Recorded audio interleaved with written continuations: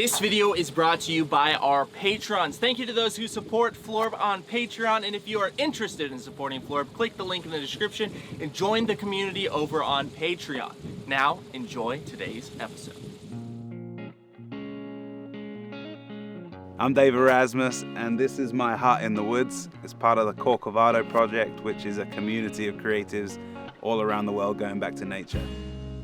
The genesis of the project for me really was when I went to Costa Rica, to the Corcovado rainforest. I was 29 at the time, and I wanted to reevaluate life. Some door opened for me there, and I wanted to bring that back closer to my real life, but still not in the world that I've known, but just outside it. And after trying to look to buy land with friends, I ended up meeting this landowner, and we agreed to do an experiment where for a year I would plonk myself down in this woodland and see what happened. Welcome to the Corcovado project. The location is between Brighton and London in the UK. We're in a semi-ancient woodland right now, so some of these trees are 200-300-year-old oak trees. I actually did a whole year living in the woods, just going back on weekends to see family and friends. And I just bought a hut on eBay. We called her Betty. She got listed in cabin porn, which was pretty damn cool for me. And she unraveled my thinking because she was an on-grid hut.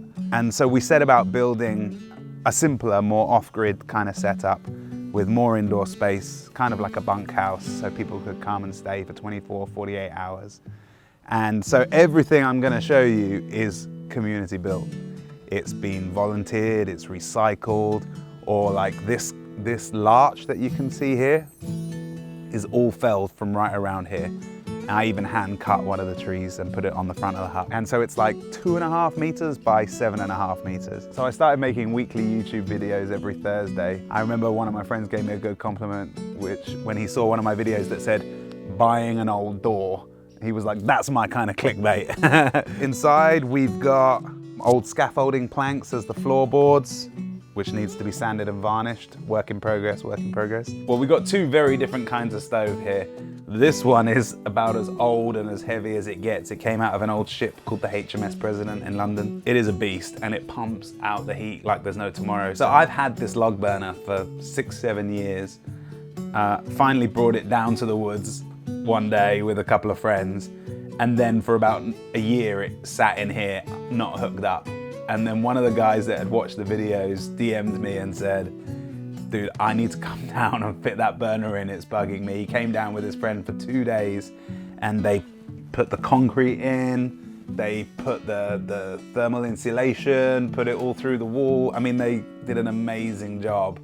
And I mean, to be honest, that's probably the best example of where people come down and bring their skills, get a good experience, hopefully. But Aidan, thank you so much for doing that, because otherwise we'd still be freezing our asses off in here. This is actually a pretty fun thing. I got sent this. It's a thermoelectric generator. So it actually creates electric energy from the heat that the stove kicks off. All of these planks are old recycled plyboard. And so where we can, we've recycled stuff or bought it from the local area. This is all pallet timber, framing old windows we got from a skip. I would just keep it dead simple, like any kind of woodland camp. The only way we cook is on the open fire. I want people to get to grips with the basic human elements and understand how things work with water and shit and food, cooking and all that kind of stuff, because that's what modern life doesn't let us into anymore. When it gets down to the nitty-gritty of doing the human jobs, we'll start with the shower. I only recently sorted this out. I thought everyone would care when they came to the woods about shelter, but it turns out people care more about what they're gonna eat, how they're gonna clean themselves, where they're gonna go for a poop. And so I just got this dead simple solution, which is put the bucket of water on the fire, we get it nice and warm, and then we carry it over here to this like dedicated space in the bracken that I've set up. Because I realized that psychologically people need a place to go and clean themselves. They could just wash themselves here, but they don't feel the same way. And then in there we just have this little USB device that can charge off solar or off the thermoelectric generator. And it just pumps the water up, hang it in the pergola, have a simple shower. But what it does is it shows you about how much water you're using, because these are 10-litre buckets. And so it runs about 2 litres a minute. So people start learning for the first time about how much they're actually consuming in the water. And then for the business end of the human operation, we have the loo. When I came in here into the woods, I knew nothing about the real world. I'd been running internet businesses for 10 years. I thought we were going to figure out a flushing loo. I thought we were just going to run some pipe, get it to the mains. Turns out that was obviously a terrible, naive assumption on my part. And so I started YouTubing how do people do toilets off grid and all that kind of stuff. And I saw all these like hippie dudes with composting loos and saying, oh, it doesn't smell at all. And I was watching it thinking, that is bullshit. That stinks. And they're just used to it. And I'm not that, I'm not gonna like it. I gotta say, when I first came to clearing it out, they were damn right. And if you can separate the moisture and the solids, composting loos work a treat. And before we go in and I show you the deal, you can see that this tree came down in a storm 2 weeks ago. Damn close as it could be to clearing out my toilet altogether.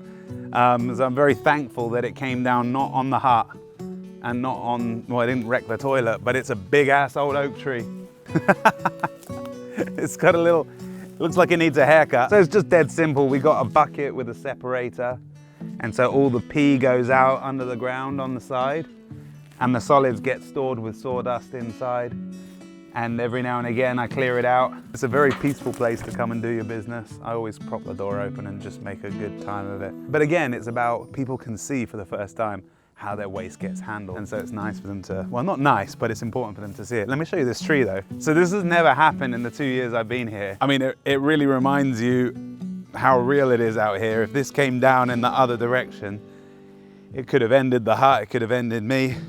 So probably the main thing about being here is not about any of the doing, but it's about the quiet, the silence. So the first hut we bought on eBay. The second one, I got somebody else to build the frame and we did everything else. And the third one that I'm going to show you in a second, that was us from the ground up. This metal frame is very hard to pin into if you've got a normal drill, normal screwdriver. And so I wanted to design a bracket that meant that we could just put 2x4 timbers in and zip everything into timber. So anybody with no experience could build something on wheels with structural integrity whilst also being able to just use normal DIY tools and make something really cool. And so I designed these from scratch, got them fabricated. Whoopsie. Got them fabricated by a guy down the road. And then friends came from Canada. Aidan came, the one who put the log burner in.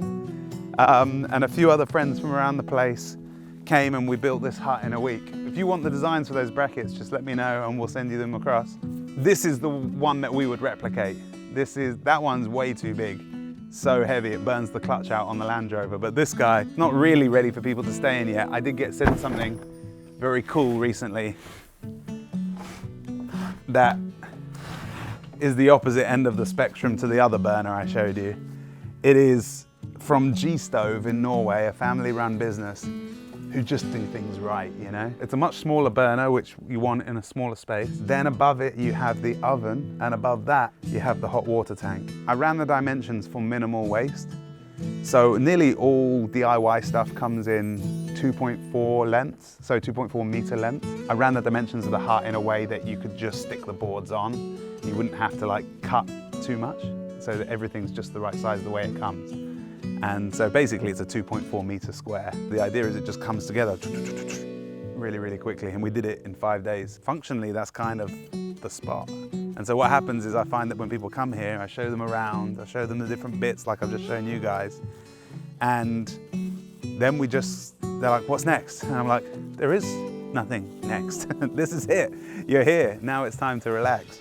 You're meant to get bored. The point is that at some point you'll feel bored, and that's when the magic begins, because normally we bounce out into our phones or do something fidgety or look at a screen or call someone. But here it's when you get bored, there's a chance to go deeper. And so it's holy moly. It's getting in the hammock and letting it get quiet and looking up at the trees. That's when it all starts making sense. And then we've got to get on with making the fire and making the food and all of that jazz, because nothing happens quickly. It takes like an hour to make a cup of tea here, about 2 hours to get dinner ready, so we should probably be doing that soon. What do you reckon? Cheers, dude. People come up with all kinds of contraptions to do better cooking, and some of them are amazing, but I never leave them out because I want the next group to think it all up from scratch again for themselves, because they would be robbed of some of the creativity otherwise. I pay a very small amount, like £100 and something a month to be here. The biggest risk for the landowner is the social risk of what will someone do in the woods if they've got all that space with no boundaries and no rules. So you have to have a deep level of trust. As far as the huts go, we've probably put about 5 grand into the big guy and about 3 grand into the little one. But there's lots of research that shows that if we take time away from focused tasks, from goal-orientated work, that unlocks our lateral thinking, our creative thinking. Even if I was looking at it all through the lens of how do I be the most productive guy who can smash life, I would still want to come off grid for some time to allow my lateral juices to get fired up so that I can go back and be better and more creative in my work. I guess on a practical level, I would encourage a New Yorker or a Londoner who's not taken their eyes up from their iPhone for the last 5 years to create a little bit of goalless space in their life in nature. So that could be each week, or just try it once, go for a walk in the woodland without your phone for an hour. Try and build that rhythm, crack that door open into a space of nothingness, basically, and see what comes up. Because it's in that space you find your authentic creativity often. You don't have to choose an alternate life or a boring mainstream life, you know. We just need to have a both and. We need to find those spaces. If you know someone that's doing something a bit different, go offer to help them. They always need help. I always need help. That's a great way to dip your toe in the water and crack the door open a bit, and you don't have to throw the baby out with the bathwater. We've got to all figure it out together anyway. Somehow we've got to survive the next 30 years and leave a world for our kids to breathe in. It's going to take lots of different bits of effort.